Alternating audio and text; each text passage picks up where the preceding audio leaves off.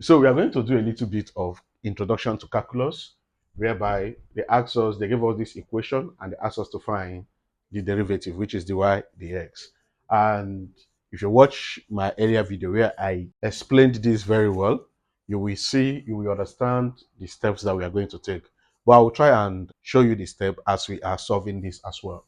So now for the y dx, now we have y equals 3 x power 5 plus 4 over 2x. So what we are going to do is let's write this, the second term, let it be like in standard form so that you know we can easily find the derivative. So you say y equals 3 x power 5 plus 4x now, because this is denominator, so this will now be minus 2. Okay, so this negative 2 represents this denominator, this division sign that is within them. So we have dy over the x will now be, we use our power to multiply the coefficient of x, which is 5 multiplied by 3 x power 5. Now that's our power, we subtract 1 from it, minus 1. So that is it. We go to the second term. So we have negative 2. So negative 2 multiplied by 4.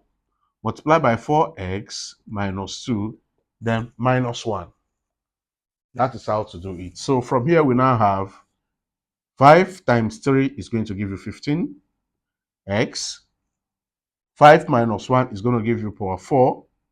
Then negative 2 multiplied by 4 is going to give you negative 8x.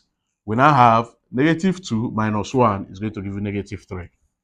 Right? So that is our dy dx.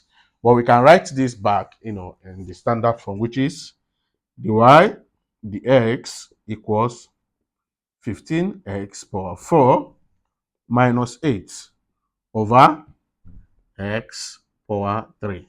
And this is the derivative of this equation.